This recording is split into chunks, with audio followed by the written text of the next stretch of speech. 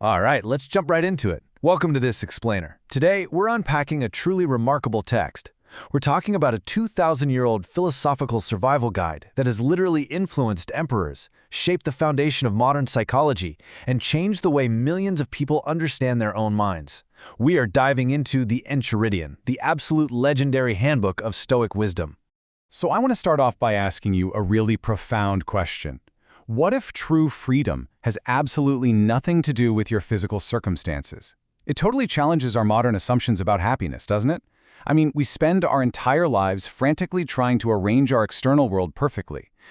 Seeking the right job, the right house, the right status, believing that once we get all those things lined up, we'll finally be free and at peace.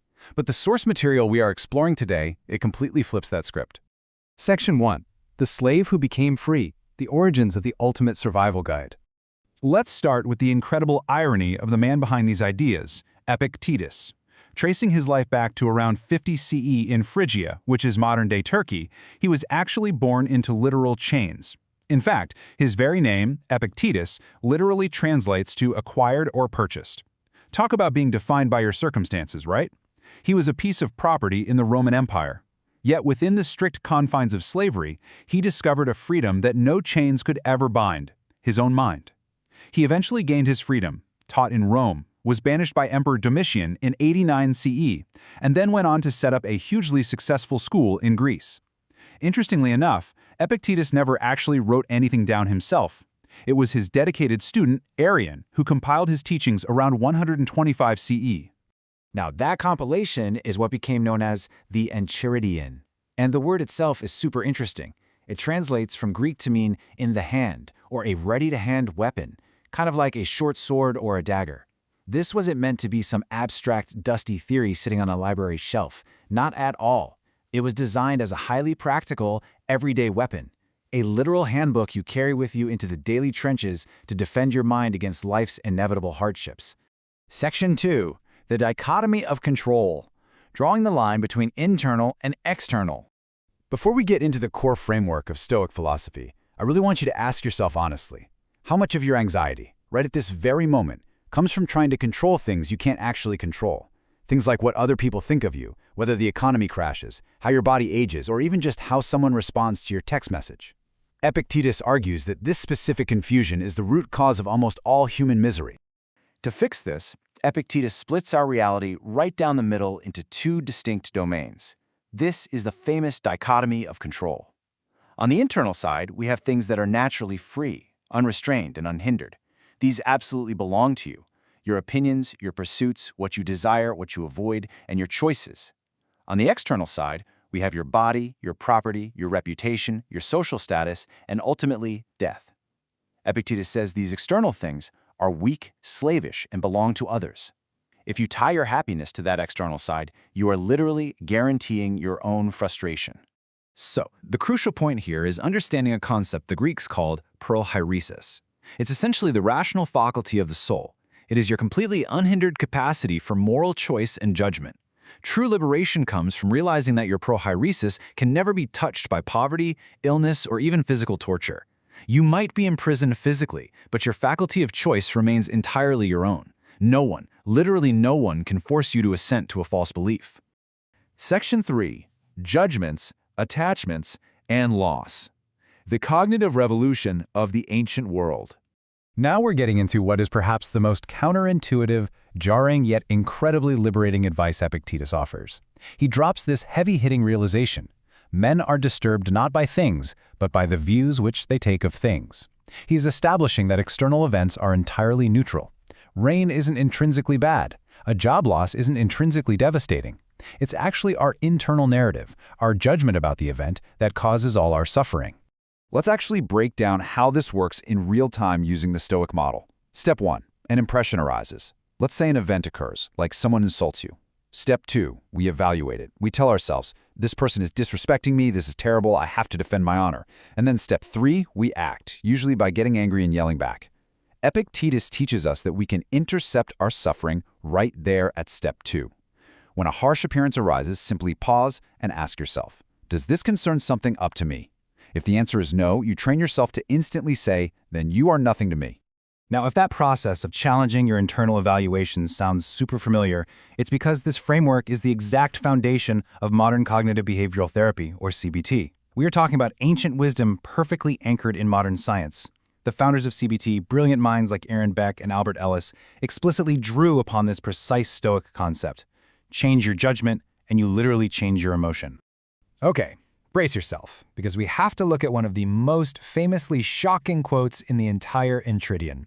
Epictetus says, "If you kiss your child or your wife, say to yourself that you are kissing a human being, for when they die, you will not be disturbed."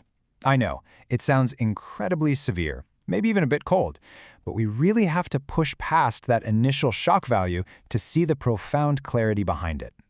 What this brilliantly illustrates is that Epictetus isn't demanding coldness at all. He is simply asking us to practice loving without illusion. Think about it. If you love a ceramic jug, you must name its true nature. A jug is breakable, so when it inevitably shatters, you aren't shocked. In the exact same way, a human being is subject to death. We suffer terribly not because we love, but because we treat mortal things as if they were immortal. The Stoic view is that loss is simply a return of what was lent to you by the universe. Epictetus uses this really vivid metaphor of a sea voyage to hammer the point home. Imagine life as a voyage. The ship stops, you go ashore to stretch your legs, maybe gather some water, or pick up some beautiful shells. But when the captain calls, you must drop everything you've gathered and sprint back to the ship. This represents impermanence. When the time comes, you must give back your loved ones, your wealth, and your possessions without complaint, because they were never truly yours to begin with. Section 4. The 3 Stoic Disciplines. Training the modern mind. Before we get into the actual training regimen, we need to redefine a word that gets wildly misunderstood: apatheia. In English, we tend to think of apathy as not caring, like being a robot. But the Greek concept of apatheia actually means equanimity. It means freedom from destructive passions. The goal of Stoic training isn't to kill your emotions. It is to become totally free from the turbulent, out-of-control emotions that ruin your peace of mind. Let's compare these two emotional states. Destructive passions, like fear of the future, desperate craving for what we don't have, or overwhelming grief, all stem from incorrect judgments about what is in our control. But healthy emotions, like profound joy, rational caution, and a genuine wish for virtue, are grounded in correct judgments. To actually cultivate those healthy emotions, Epictetus created a 3-part curriculum. First, the discipline of desire, which trains us to only value virtue and become completely indifferent to external things. Second, the discipline of action, which is highly practical. It's all about fulfilling our social roles as parents, citizens, and friends with absolute justice and excellence. And third, the discipline of assent, which is the logical practice of examining our impressions before accepting them as truth. This right here is your comprehensive roadmap for developing true cognitive flexibility. Section 5. The Path to Inner Freedom. Becoming the master of yourself. So, what does success or failure look like on this journey? We have 2 distinct character archetypes. The slave of passion is highly reactive, deeply reliant on external validation, totally confused about what they can control, and therefore in a state of constant suffering. Contrast that with the ideal, the Stoic sage. This person possesses complete self-mastery. They have inner freedom, emotional equanimity, and they see the world exactly as it is, without adding layers of catastrophic judgment. Every day, you are moving toward one of these 2 archetypes. Getting to that sage level requires prokoptein, the Stoic word for making progress. It's a continuous journey, and here is your checklist. Step 1, constantly recognize what is yours and what is not.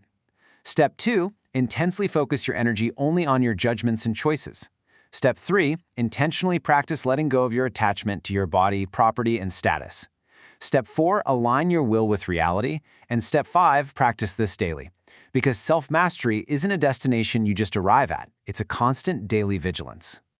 As we wrap up this explainer, I want to leave you with this incredibly empowering thought from Epictetus. He says, "Do not seek to have events happen as you want, but want them to happen as they do happen, and your life will go well." This just brilliantly captures the fact that true freedom isn't about forcing the universe to bend to your desires. It's about gracefully bending your own will to perfectly match the reality of the world. So, I leave you with this final thought. Look at your life right now. Will you continue exhausting yourself trying to control the uncontrollable external world? Or will you pick up this ancient handbook and begin walking the path to true inner freedom today? The choice, as Epictetus would be the first to remind you, is entirely in your control.